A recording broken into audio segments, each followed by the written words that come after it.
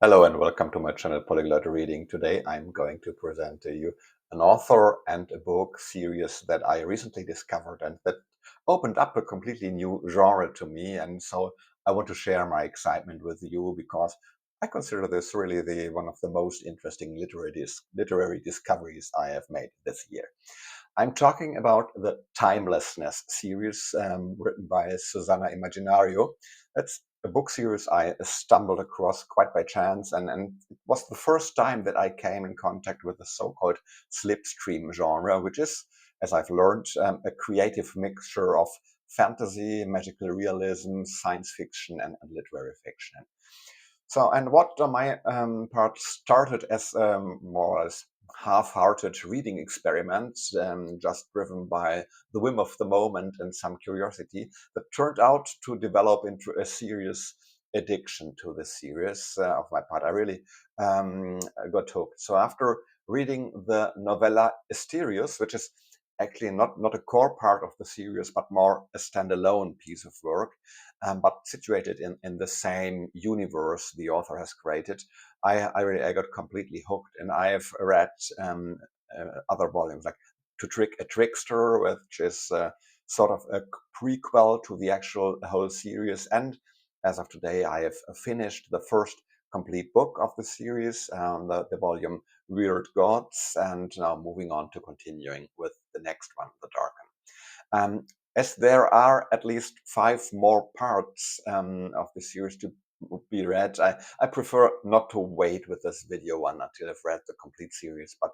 to tell you right now a little bit about this series and what I like about it. So as a sort of an appetizer for you. And the second part of this video is actually an interview that I've been able to make with the author. So, and I think by watching this video also, you will be able to better understand the slipstream genre and the author's approach to writing in this genre and how she thinks about this pantheon of deities she has created and how this sort of creative mythology that she describes is also, yeah, can be seen as a sort of a reflection of our human situation and predicament. And the author herself describes her series as follows. Timelessness is an award-winning slipstream book series that combines Greek, Norse, and Egyptian mythology in a fantasy underworld, layered with sci-fi undertones and set in the far future. Think of it as a continuation of the mythos of old, a tale of redemption and revenge, written in a style similar to magic realism, with the plot structure of a jigsaw puzzle. Okay, that's how the author characterizes her work. I won't explain too much about the whole plot of the whole series. Just as a very brief description, I like to say that the main plot, as far as I can see it right now, revolves around Psyche, the goddess of the soul, and her adventures in the underworld. And an underworld that has been shaken by a recent act of, let's call it, mergers and acquisitions, where there has been a deal among some high-ranking gods, for selfish reasons, of course, and to merge the two underworlds from Greek and Norse mythology. And you may imagine that the deities in charge of these two underworlds, Hades and Hell, they are not amused. And there's another mix up. As a sort of punishment or deportation strategy, some gods are trapped in human bodies and partly also in human minds. And so they are so-called weird gods. And of course, this also causes a lot of trouble.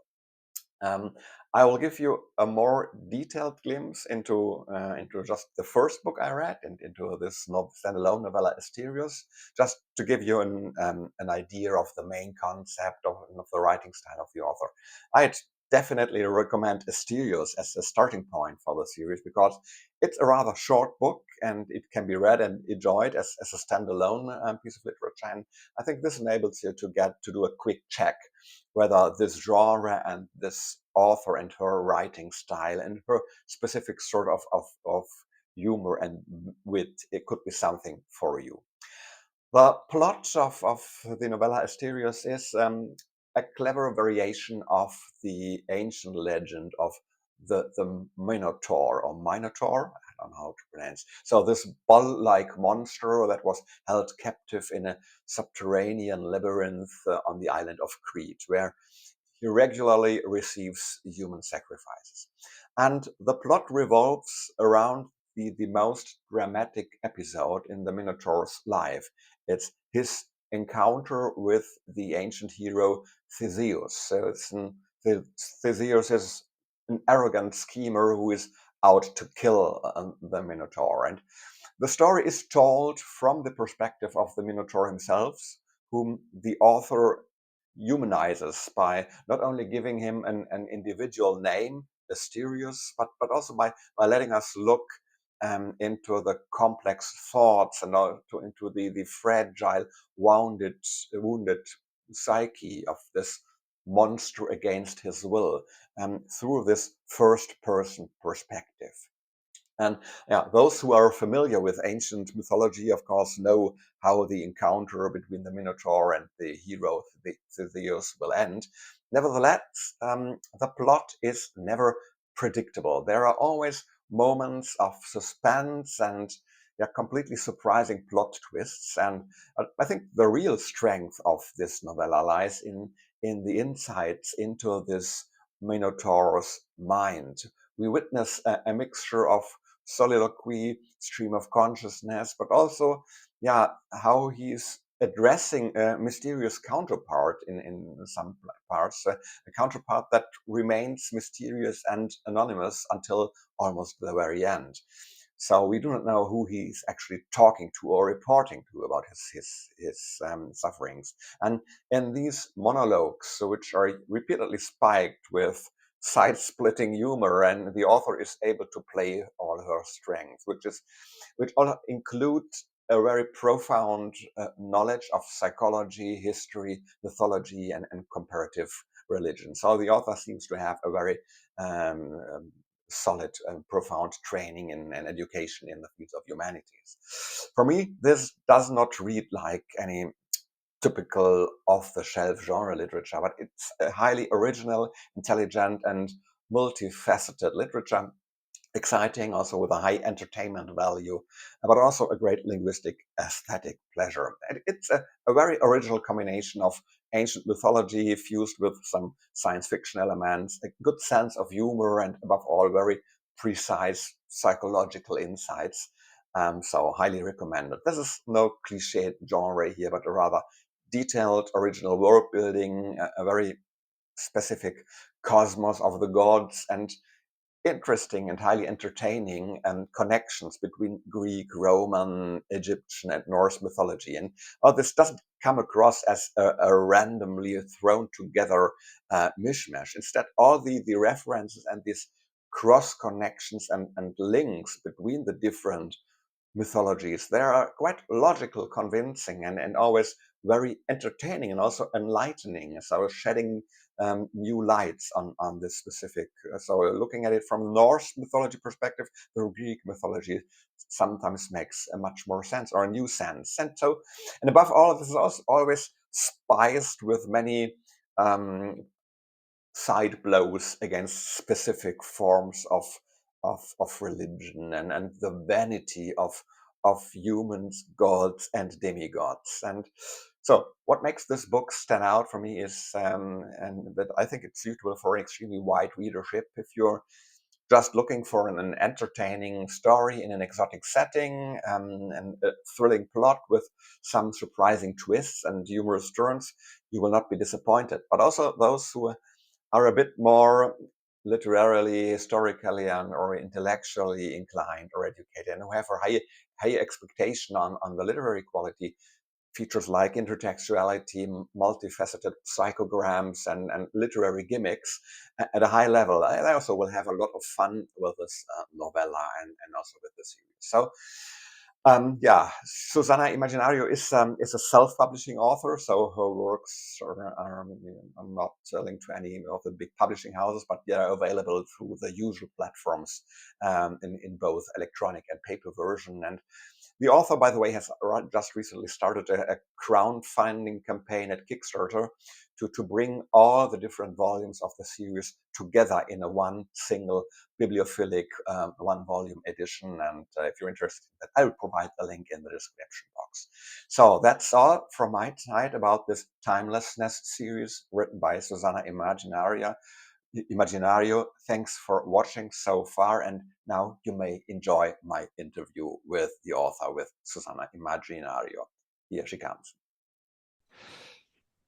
Okay, and now here she is, the puppet master behind the Timelessness series, the author Susana Imaginário. As I promised you, that you will have the opportunity to get a bit acquainted with her. I'm very glad that Susana is here. Hello, Susana, and thank you very much for joining us for this interview. Hello, and welcome to my channel. Hello, and thank you so much for having me here. My name is Susana Imaginário. I am the author of Timelessness, and I run a tiny YouTube channel called Den of the Wyrd. Yeah, and your channel, Den of the Wyrd, is actually the point where I got acquainted with you and with your work. And it was by pure coincidence, one day, one of your most recent videos popped up in my timeline in YouTube, and I got curious. I don't remember what it was about, but I think you mentioned in this video, you mentioned some of your writing and what you told me about the special genre that you are writing in that really raised my interest because I didn't know anything about it. And then you recommended one of your books to me. It was Asterius. And I started reading, and as I've already told my viewers a few minutes ago, I was immediately hooked. And this was so I was chuckling all the time while reading, and so my wife got curious. So what are you always chuckling and laughing?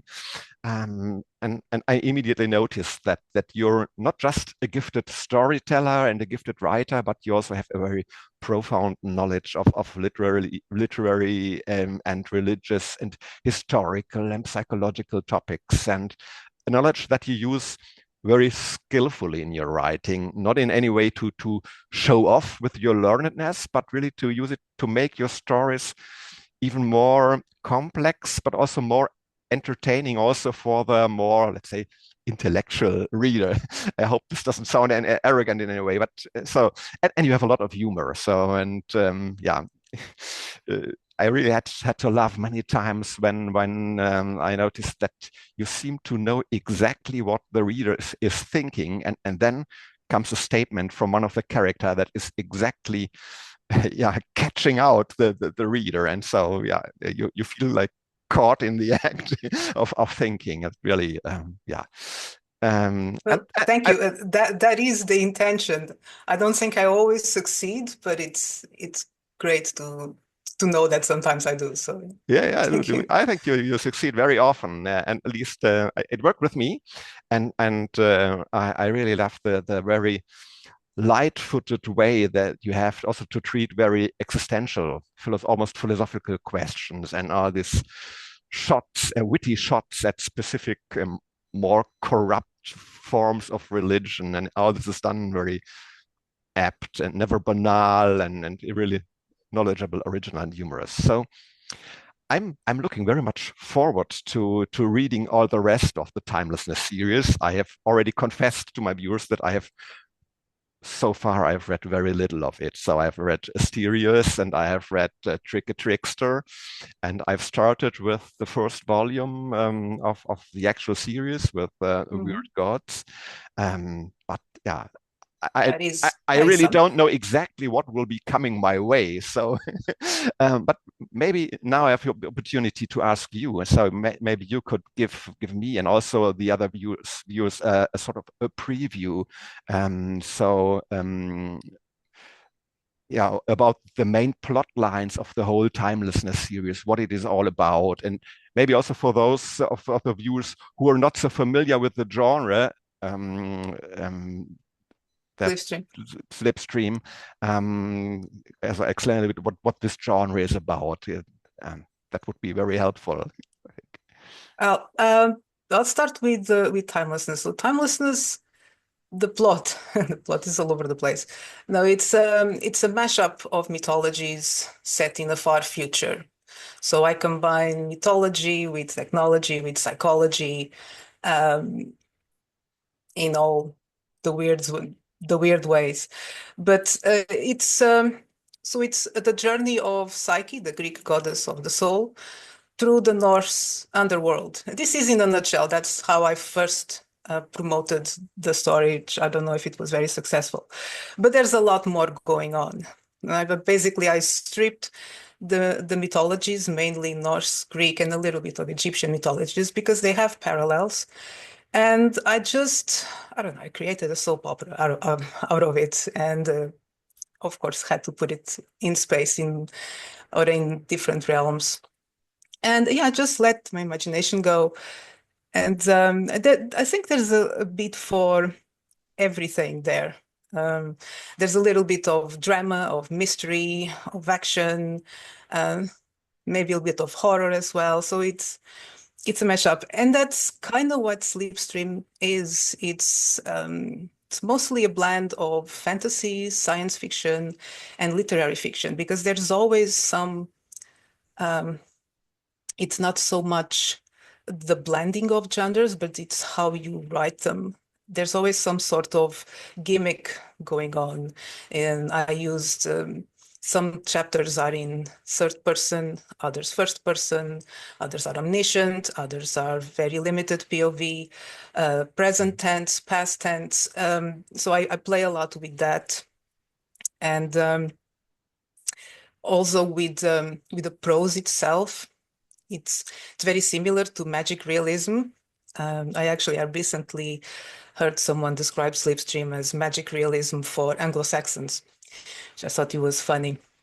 And it is kind of like that. It's a way to present reality, turning the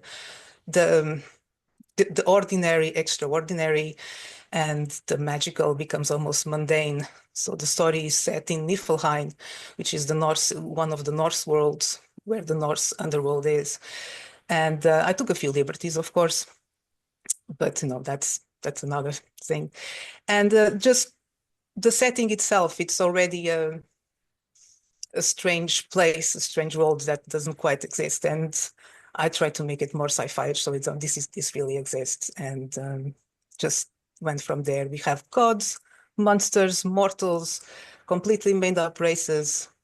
And the plot is basically rock, paper, scissors. There's always conflict. No one wins absolutely. No one loses absolutely. If you try to help someone, you're gonna hinder someone else, and vice versa. And that's life. That's why it's timelessness. Yeah. It's the timeless story told again and again, or the timeless stories. Okay, which is the heart of mythology. Now I understand, and I understand the title better. So it's not about a sort of a timeless universe. It's about the timelessness of stories. Of stories, and as you mentioned, so there's not a clear end to it, because it will go on and similar emotions and plotting and similar obstacles and ambitions and challenges to overcome. Okay, great. So if people get hooked with a specific series, there is usually also this element of human interest. You want to learn a little bit. You want to also enter the author's head a little bit, or you want to learn a little bit more about the author. So I think I'm speaking for myself, and maybe I'm also speaking for those of the viewers who have already read something of you, or who will hopefully do so in the future. So there is a little bit of interest. So who is this puppet master behind the Timelessness series? So how did you become an author? Have you always been an author? Is this your main profession? So how did all this start? What is the story behind the Timelessness story? Okay. Oh, try to make it short. Well, I always wanted to be a writer. Growing up, it was, like the same way I wanted to be a ballerina at some point. But, writing always appealed to me, the whole idea of the writer typing, alone in some cabin in the woods or by the lake, and just typing away, and everything would just come up perfectly neat piles of paper. That writing is not like that at all. Very idyllic. Yeah, very idyllic. But I think that profession would suit me. And of course, life takes turns, and writing is quite hard. It's not like that at all. And I took a completely different route, but I always read a lot, and I always played around with writing my own stories. I would write mostly scripts, or mostly just dialogues of conversations between gods. One of the earliest things I wrote was a conversation between Odin and Zeus, and that part of it, it's actually in Timelessness. And when I moved to the UK, I realized that my English was not very good.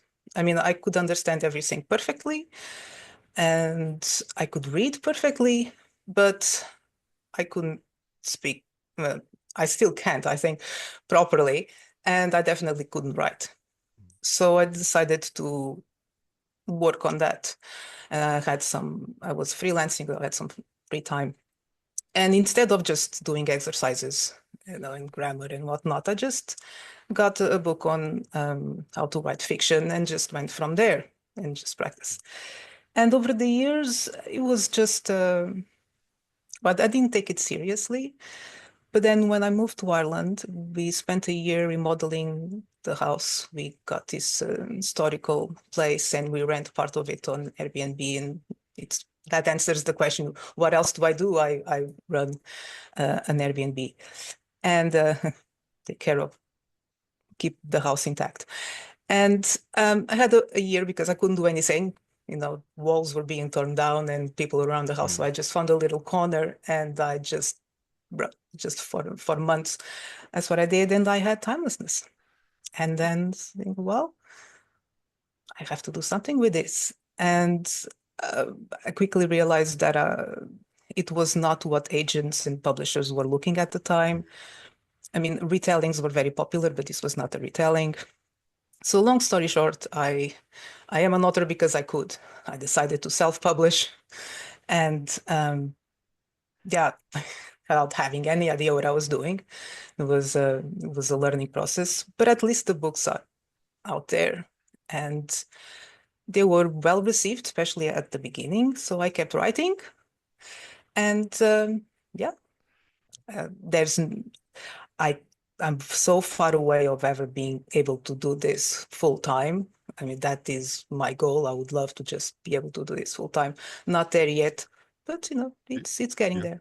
You never know. That's quite interesting. So this is actually a byproduct of your language exercises. So that's a clever way to do your language exercises, and not to spend it on learning silly dialogues about John asking for the way to the station, or asking about the price of apples on the market, but doing something on a topic where your heart is, where your passion. I would go to the dictionary, and just by writing, I started to realize when the sentences worked and not worked, and it was fun. So I understood that this aspect of mythology has always been a sort of a pet topic. So was this always your a clear choice that if you are going to be a writer, it will be in that genre, or is this the result of some also dabbling in other genres and then finally coming to the conclusion, no, that's my path here. It's going to be Slipstream. No, not at all. It was not planned. My very first draft was actually closer to historical fiction, because it was set in this world. So there was trees to travel back to time. And that didn't work because the amount of research required, because I started getting very obsessive. I wanted to get all the details and the dates right. And if I went that route, I would still be researching. So I decided to move everything into fantasy land. And my goal was to write fantasy. It was to write mythology, but in the fantasy world. And it was only when I was done, and especially after having to divide the books, because the original draft was gigantic, I had to divide it in then 5 books, that I realized, well, the structure, this is Slipstream. I had read a couple of books and I was familiar with the genre, the way that it was similar to magic realism. And I did try to go that way with my prose specifically. So realized, well, yeah, this is actually Slipstream. So, but no one knew what it was. So actually, again, didn't help. Okay. So you mentioned that you have always been a very avid reader, and even at the times when you were far from writing yourself. And I'm always interested in the authors that have formed other authors. So would you be willing to tell us a little bit about what are the authors that you appreciate most as a reader, and are these the same authors that are sort of role models for your own writing, or are these two different species of authors, the ones that you appreciate reading their books and the ones that you use to model your writing? Yeah, that is a very good question. I've really had to think about that one a lot. No, they don't, I realized. I mean, they are they have different idols for different things, if that makes sense. So the first part, sometimes the stuff that I like to read and the stuff that I know how to write, they don't always align. I mean, I like to read so many genres and styles, and I discovered my voice early on. I know what I can do, and it I don't just go after authors that write like me or anything like that. So, for example, two authors that I really appreciate their prose and storytelling style are Diana Gabaldon from Outlander and Susanna Clarke from Jonathan Strange and Mr. Norrell. I think their prose is wonderful. I could not for the life of me write like that ever. I don't even want to try. It would be disastrous. It's not my style. But I still really enjoy reading their work. On the other hand, I really admire the writing of Joe Abercrombie and George R. R. Martin. And I can't read their books when I'm writing because I have a tendency to try to, imitate, because it is, or at least I think it's closer, or it's something that I consciously or unconsciously aspire to be able to, because I think I could get to the same level, not the same style, or I'm not trying to be them, but I could develop my style to be at that level. I think the hubris. Anyway, but for example, I like to finish my books, so I'm not particularly fan of George R. R. Martin's gap between volumes in the series. So different, but I really, really admire his prose and especially his characterization. It's really good. Yeah, I understand that it could be a bit difficult and tempting to imitate the style of authors that you appreciate when you're reading their works in parallel to your writing, and then you're losing track of your own strength and the things that make your own personal style specific and individual. Yeah. Now I forgot what I wanted to ask. Oh yeah, so I've talked to a couple of authors, and some of them told me that when they are in the active phase of writing the big chunks of their books, they are not able to read, so they really abstain from reading anything else. So this is. Do you observe the same, or do you just quit reading things that are too similar to your writing, but you can read other stuff while you're writing? I can read other stuff. I'm always reading. I always have to have something to read. So I fortunately, there's enough out there that I can just pick and choose whenever I need. Yeah. Okay, so you can enjoy this additional stimulation. It doesn't distract you from your writing. So I tend to stay away when I notice that is affecting my writing. Then I change. I can't tell when that happens. Okay, but it doesn't happen. It's with old books. It's rare. Yeah. Okay. So you have a sufficient level of self-awareness and self-control to monitor. I hope so. I like to think so. Yeah.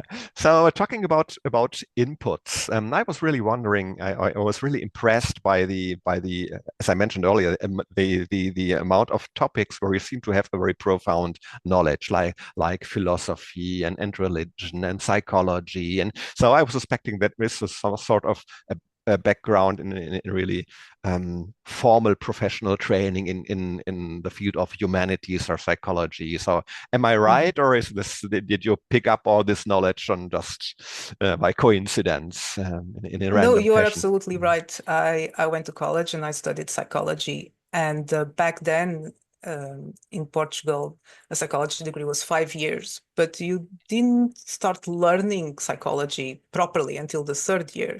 The first two, you had this foundation of anything from biology, neurology, history, philosophy, anthropology. And so that was great. Sociology. That's why I just unintentionally, I guess, I learned a bit of everything, but it made sense because you need all that foundation to then start learning psychology. Now the course is only 3 years, so I don't know what they're teaching, but anyway. And they were all subjects that I loved. I mean, mythology, I kind of learned on my own.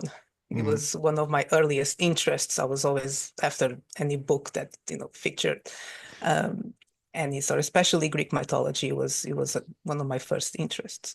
And they all came together so well. So I guess I was always drawn to humanities, I guess. Yeah. So interesting. Yeah. Okay. I fully understand the immense value of having a first 1 or 2 years in your college studies and a very broad overview of a lot of topics. And yeah, I'm curious to ask a little bit more about this interest in mythology. You mentioned that your background is Portuguese, so you were raised in one Catholic country, and now you're living in Ireland, in another very Catholic country. So, and I wonder how this mixes with this interest in ancient mythology, in Greek mythology, and so are there also any traces of no, there's no Christian mythology, but a little bit of Semitic mythology. And are there any traces of this Christian heritage also in your writing, or is it something that you deliberately keep out of this timelessness universe? Yeah, if I guess it shows by the fact that I do keep it out. I decided I'm not. I mentioned a few things now and again, but I decided I would not get involved, or I would not get Christianity involved. It was just going to be Greek, Norse, and Egyptian, because, well, one, I don't find it that interesting.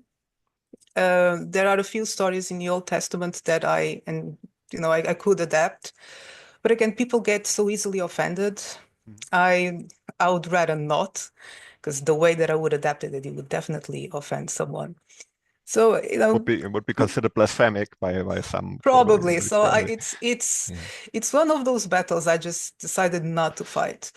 And yeah, growing up in a Catholic country, my parents were not that devout. I did went to Sunday school and all that, but I don't think it affected my writing or my work, only in the sense that I was interested in something else. I guess because that's what I was kind of not forced to learn, but it was just part of the culture, of course. We would learn it in school, so I guess I was a bit forced to learn. I was not interested, so I went looking for something else. I went looking for mythology. I went looking for the Big Bang, anything but any other explanation. And yeah, so I guess in that way it affected a little bit. Yeah. You didn't do not keep it out completely, as you mentioned. There seem to be some stories in the Old Testament that attract you. I noticed that you mentioned the Nephilim in the book. So these are also special characters also in some of the early biblical books. But it has nothing to do with the classical Jewish faith or Christian faith. No, I borrowed the name and the idea that they were the children of gods and mortal women. Yeah. So that was the only thing that I borrowed, incorporating into the world building. And I love the word, the name Nephilim. It's just Nephilim. It fit. So It's I think also all the the Abrahamic religions, which are monotheistic religions. They're not a good match for this universe of so many this polytheistic universe of gods. So I see there's also, it makes sense to keep that out. It's not just avoiding a battle with. It would be insulting to just put them in, I think, as just one more god. So I just don't want to go there. But I was also wondering. I noticed the references to Greek and to Scandinavian or Norse mythology, and also some references to Egyptian mythology. I was just wondering whether we will see in the Timelessness series also other more distant mythologies included. For example, from Native American ethnic groups, or from the Slavic world, like the old Russian Slavic gods. Is this something that will pop up, or is it a world where you are not going to? I noticed you also mentioned some Indian mythology. I think I just today I read about Kali, but I was missing the Slavic ones. So. No, because I don't know much about them, so I tried. And Kali, I kind of regretted putting it in. I put it because it was a recognizable name, but no, there's no in the mythology. Again, I just borrowed the name, and if I could go back, I would have borrowed a different one, because you're not the first person to ask me that. And no, there's none. I kept I kept to the mythologies that I knew. I didn't went and research it because it's complicated enough, and I didn't know much about them. Yeah. Please don't get me wrong. I'm not complaining about the lack of other mythologies in there. I'm just curious to also to see to know better what I'm going to expect when I'm continue reading with the series. So, no, spoiler alert: the universe is expanding ever more. Could also be a challenge for a reader to have to deal with dozens of new deities. It already is. I've been told that if you don't know Greek mythology, especially, you would be a bit lost. And I think I'm starting to understand. But I just assumed everyone knew. You see, yeah. Yeah, talking about Greek mythology and about mythology in general, this is something what I really like about your writing, that you're using mythology in a way that is much more than just creative and original entertainment. But you're close to the original intention, how mythology was used in ancient time to deliver explanations for the inexplicable things. So of course, the stories you're telling, one can read and enjoy them at the purely superficial level, as you mentioned it, like a soap opera. There's stories of gods and demigods with very human emotions and character flaws, and fighting and plotting and scheming against each other, and sometimes using human beings as means to achieve their divine goals, but sometimes also being used by humans as a means for the humans to achieve their very human goals. So you can read it at this superficial entertainment, soap opera, adventure story level, but there is much more subtlety there in mythology in general, and also in the way you treat mythology here. So as I mentioned, for the reader who is willing to go deeper, so you are touching on these deeper existential philosophical questions on several levels. So the first, I think, what I notice, and please correct me if I'm wrong, is the original level of mythology. So, and yeah, this primary function more to explain the inexplicable things, like why do we have seasons? So, and then in mythology is explained like, okay, there's Persephone, the fertility goddess who has to stay a couple of months each year in the underworld, and then so on. Her mother is the goddess of cereals and harvest, and so she's mourning, and so this is why we have winter and there's no harvest and so on. Or also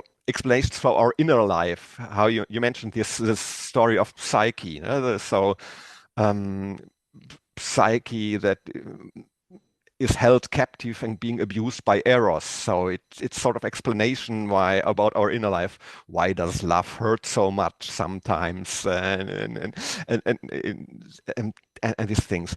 But yeah, and in the way you are telling the plots also by mixing elements from different mythologies, you take what I notice take really proper care of this first level of the established level of meaning of mythology and building combinations that are new, are creative, are original, but they still make sense. It's not a chaotic mishmash, but they also make sense from the original first level meaning of mythology. So that's what I really appreciate in your writing. But you're also going deeper by peppering the story, and in particular by peppering the monologues and the dialogues with so many witty remarks and questions that go deeper into a more fundamental level about psychology, philosophy, and religious matters. So asking more fundamental questions about the follies of human nature and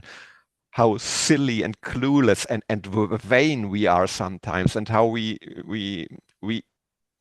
either deceive ourselves or even ask for being deceived by others, or by imposters, by ideologies, by naive belief systems, and how prone we are for these sort of fallacies of any kind, and or also how quick to in projecting our own character traits and flaws onto some divine beings. So I think that I got the feeling that everything that you write about, that you like writing about this complex relationship between human beings and divine beings or gods, and I got the impression that you're using this just as a mirror of human nature, also the divine beings. So it's about what and how we are, sometimes awesome, sometimes strong, full of virtue, but sometimes hideous, detestable, driven by vice and meanness.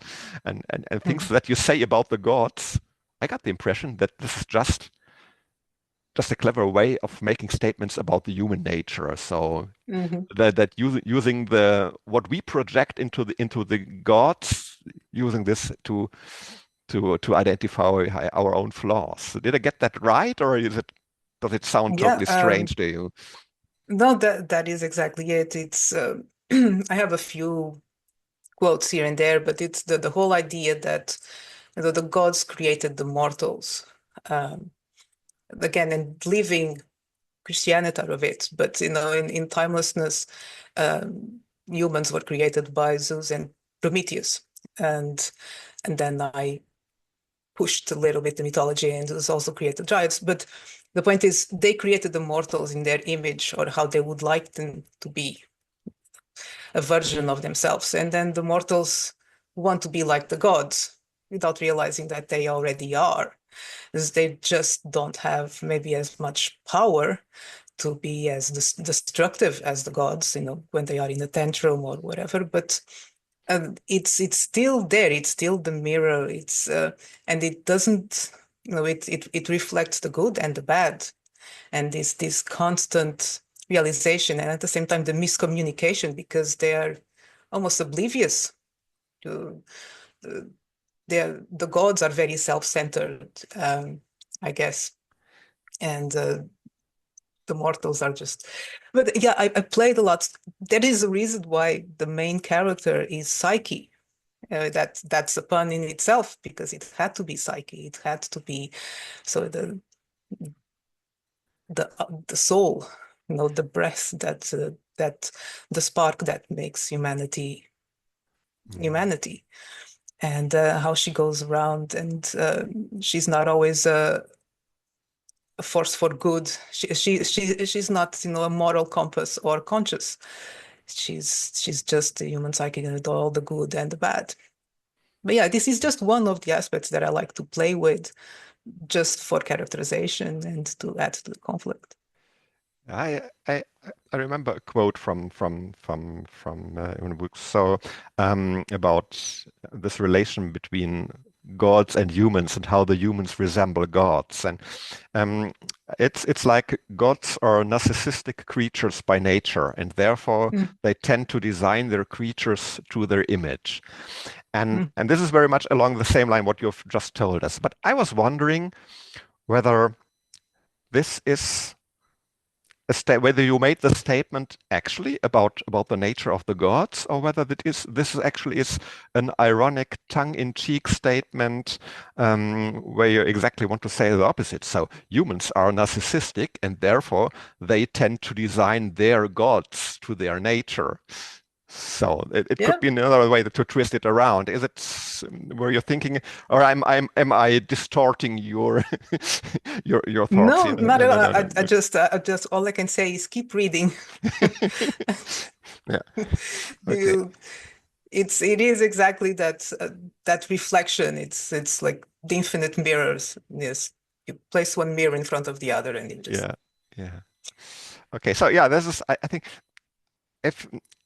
I think to me this is really at the heart of the relation between the humans and the human beings and divine beings here, and I would like to understand more your understanding of your humanity and humankind, and your understanding of divine elements or divine beings. So if you agree, I would just try to pick a few statements from your books and as some to trigger your response. So ask you, what does it tell you? Can you explain the statement? Is it something that really delivers, in a nutshell, your understanding how you see the vice and virtue of humankind, or the strength and weaknesses of the gods, or of how we imagine gods? Can we proceed in that way? So for just as a little place. I'm like, what did I write? Okay. Okay, so starting with the humans, with the human perspective. Yeah, so some very strong statements about us poor human beings. So, to the masses, cruelty is fun. Without it, they don't feel included. Have you been on social media lately?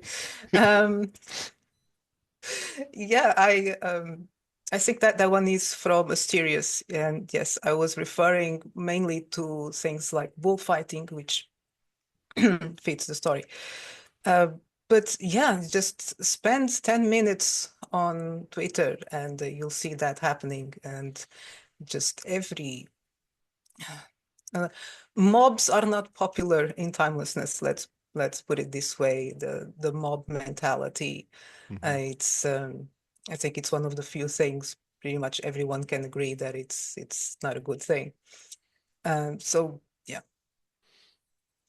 Yeah, I didn't make the connection to social media. Maybe that's because I'm not very active on social media, except from YouTube and booktube, which is a very civilized niche of the I think. So okay, two other ones. The strong-minded, well, they don't believe in anything except everyone else's stupidity. And along the same line, I swear, shallowness of intellect is contagious. Is this a little bit arrogance by the gods, or is this arrogance by the author? Arrogance by everyone involved. But there is that arrogance. People, when and I am guilty of that as well. I guess when I think I know more about something than someone else, I just have a tendency first to dismiss it as, okay, you're stupid. And over the years, I've learned to understand, okay, maybe they're just ignorant. But there is that. Sometimes we just get exasperated with people, and sometimes it is a bit unfairly. But in general, and again, back to social media, I swear, shallowness of intellect is contagious because it's sometimes I do this for my writing, you see, but when I go through comments section and it's an escalation of one wrong, two wrongs, three, and it does seem like it's contagious. I don't know. Yeah. I think it's funny sometimes. Yeah. Sometimes it's funny. I notice myself that I can get rather impatient with totally ignorant people, and it's not so much about people who are ignorant of their ignorance, but it's actually with people who are even proud of their ignorance. So and not willing to diminish the ignorance. So I have my opinion. Don't confuse me with any facts. So this side of people, this I can get impatient. So okay, another one. Freedom is as relative as time. It's because I have a background in natural sciences, so I'm quite acquainted with Einstein's theory of relativity of time and of space. But so how can we relate this to freedom? Difficult for me to understand. If someone is in jail, is incarcerated, freedom for them would be to be out of it, right? If you are a woman in a oppressed country where women have no rights and have to spend their lives in a sensory deprivation chamber, for example, freedom for them could be something as simple as just getting their hair down, in the wind. Other people think of freedom as financial independence, just be free to go wherever they want, buy whatever they want. Everyone, we talk about freedom a lot, but freedom means very different things to different people, depending where they are. Or at least I think so. And that's what I was, in the context, that's where I was going. Okay, so it's an appellation to become precise. So what do we mean when we talk about freedom? Okay. Another statement that I really stumbled a bit across. It's also from Asterius. It's taken out of a dialogue between Icarus and Asterius, where Asterius says, "Doesn't take much to become a hero these days," I said. And Icarus swallowed the last morsel of an apple and then replied, "Takes the same as it always has, the people's desire to make one."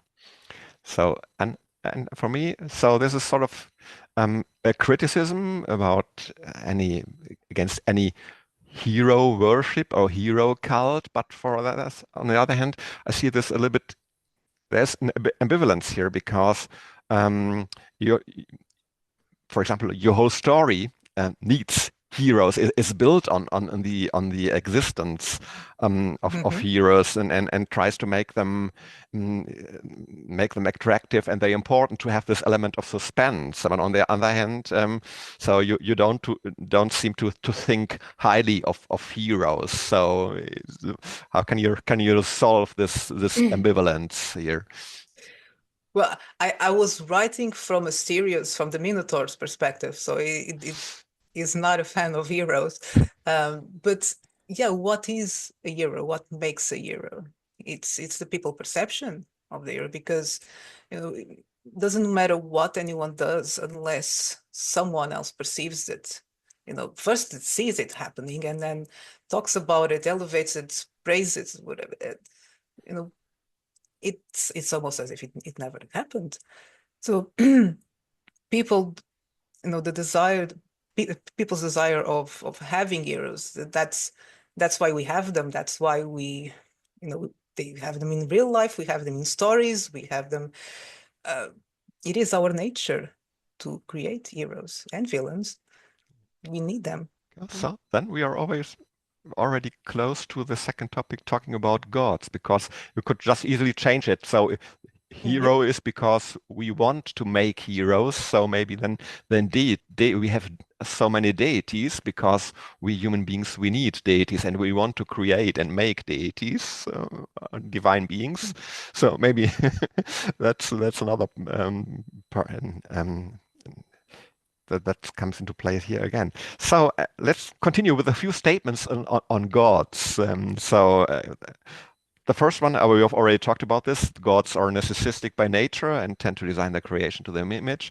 The second one is maybe a bit more provocative. Let's just say being a god is not much different from being a monster. Yes, because I guess some people would say that, specific gods are monsters, depending again of what god you worship or how do you even perceive God. if it's, this benevolent being, or if it's this punishing entity, if it's in nature, if it's, if it creates thunder and earthquakes, gods can be monsters. They are the villains when they need to be, when we need a justification for something bad. That if not God, then we're gonna have to have devils. There's always have to be someone be the monster, and it's all the same force, I think. But that doesn't make good storytelling. You need both. Yeah, and both. In a dualistic universe is better for storytelling than a monistic one where there's just one for sure. So yeah. You're also talking quite a bit about fate, and which is not exactly a divine being. In some mythologies, it is, but some of the characters says coincidence is the name fate uses when she wishes to remain anonymous. And the second one is fate always gives you a choice. That's why she is so cruel. Does this relate to a specific divine being, fate, or does this relate to fate as a sort of an underlying natural law in the universe, or something like that? What is the understanding of fate in this world? Both. Fate is sort of a character in Timelessness, like other gods, and fate as you started reading Wyrd God, so I have this little aside in the beginning, something I should know this by heart, but it's some gods rule over their worlds, others are part of the fabric of the universe where those worlds exist. And fate is one of those gods. She's part of the fabric of the universe. And in that context. So I like to play a lot with the idea of fate and faith, because it just suits the plot. And sometimes I get to write clever sentences like that. Okay, so that puts fate on the same level as these primordial Greek gods like Kronos and Gaia. So these are more on this level. Along those lines. Okay. You'd have to get to Oubliette to understand, to peel that layer off. Okay, that will come later. Okay. Under such circumstances, the default solution is always to blame a god. Yes, always. Is it? It's not your neighbor and not your parents, is it? Is it actually blaming the gods? So again, we have to read it from Asterius' perspective. But at least maybe it's part of my upbringing. It was always told, it's God's will. So okay. So I guess, see, it does influence. It does influence a little bit. Yeah, and maybe the next quote is the medicine. Just because something is written, it doesn't make it true. Yes. You should put that on a t-shirt. Yeah, I agree. Or on your cap. Instead of "Make America Great Again," you can put here "Just because something is written." Maybe I lose 20 subscribers from the US now, but it's worth it. Okay.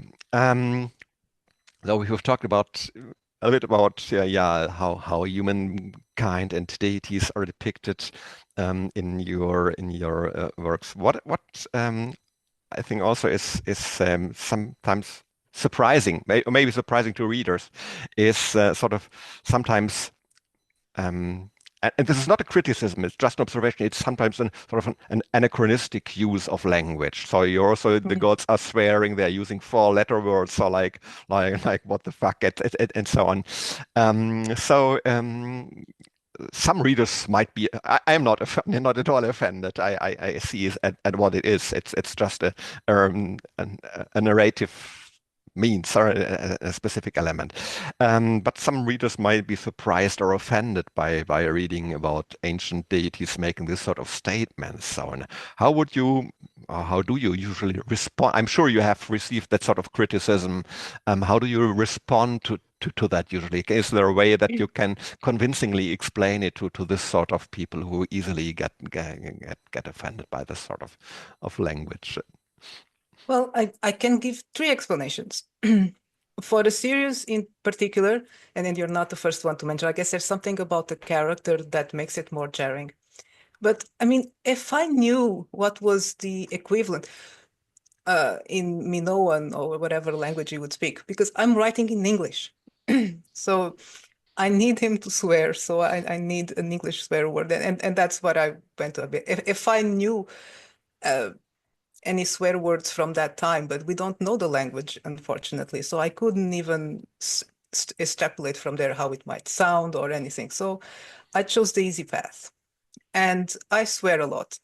Not when I talk so much, but when I think, I swear a lot. And that somehow always always transfers onto the page. So I just decided to there's no point fighting it. This is how I think. This is how my characters are going to talk. Not all of them, but I tried to make the best of it. Let's put it this way. And I even incorporated it in a world building. So you'll notice that depending on the factions, they swear differently. For example, the Dryads, because they are very sensitive to cold, they don't say fuck, they say frost. Frost this, frost that, frost, freezing. And then the Darken, that are very sensitive to the sun, to sunlight, they say burn, burn it, burning this, burning that. So only the humans actually use the F words. And I play with that a bit. But yeah, I knew that it would put some people off, and I do tone it down, believe me. But cursing is, and I play a lot with the pun with cursing and cursing as well, but that's another. But cursing is part of the thought process sometimes, and it gets across so much. You can use it to jar the reader. Sometimes that is useful. You can use it for emphasis. You can use it for humor. I like to use every word that I have at my disposal, because the language, it's like the mind, like being human. It is composed of so many things. Beautiful words, ugly words, long words, short words. I like to use them all if I can. So I wasn't going to restrict myself because I might, offend someone. It's a word. You can skip it. You can not read it entirely. It's fine. Yeah. Okay, fine with me, and a great explanation. So I think it's an author should not lock away some of his tools, and words are just tools of an author. So it doesn't make any sense to lock some of them away. You just know when to use which one, and so. The next question is maybe a very personal one, and if you decide not to answer or to answer but have it edited out of the video, would be perfectly fine with me. But I just putting on the table. So you're writing a lot about mythology and divine beings. So I was wondering, do you believe in any supernatural being or a sort of divine power or deities, or do you think that these are all just human inventions and projections, sort of projections of our hopes and fears, and in the end we are living in a completely materialistic universe without any beyond the material thing? Yeah, pretty much. I sometimes I wish, so almost like Mulder in the X-Files, I want to believe, but I don't. And I guess that's why I can play with it, because otherwise it would be serious. But no, I don't. I try to keep my an open mind, because I know there's a lot of there that we don't know about because we just can't perceive it. And every day we are creating new technologies that allow us to see further, listen further, learn more about the universe. Maybe one day we'll find a way to perceive God, who knows? Then I will reassess my beliefs. But for now, I think they're all, we created them. It's our inventions. It's how we make sense of ourselves and the world. And it makes great storyline. Thank you very much for being open to answer this very personal question. Now back to your books. So I still have a lot in front of me to read all the books, but still I'm curious. So what will come next? So will the Timelessness series be extended, or are you working on another project, on something quite different? And if so, is this something that you are willing to talk about? Is there something in the making that is either a continuation of the series or something completely new? Can you tell us a little bit about it? So that would be quite I have 2 more books, at least, in the Timelessness series. There were 9 originally, but I was very optimistic. So I have 2 more standalones in the series, and I'm also writing a little side project under a pen name, but that's going to be published under a pen name, a little sci-fi adventure. I don't know where it's going exactly, but again, just when I'm stuck writing Timelessness, I move to this other project, and it's actually taking shape. So I'll see where it goes. But yeah, 2 more books, a few more novellas. Who knows? I really like that universe. I'm probably going to be writing in that universe, forever, because it's been in my mind for almost 20 years now, just the concept of it. So I have so many stories to tell. I'll just keep writing them. Okay, great. So for the ones of us who really get hooked, so it's the end is not near, but no, it's not. No. Okay, that's great.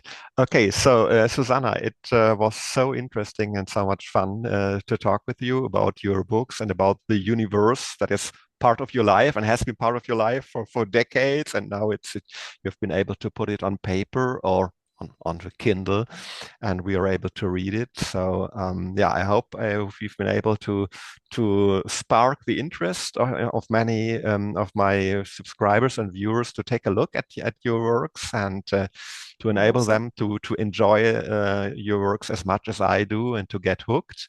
So thank you very much also for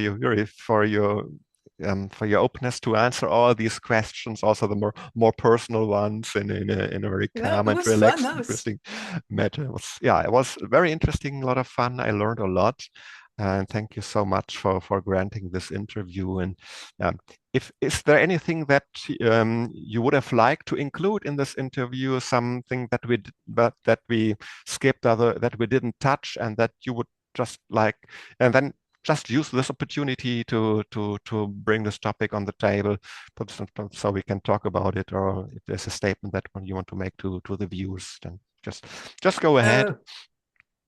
Well, if I'm allowed a little bit of self-promotion, I will be running a Kickstarter campaign for a special edition omnibus of Timelessness next month. So it's already up. I'll send you the link. So I'm gathering followers at the moment. See, it's going forward anyway, but just letting people know in advance that it's going to happen.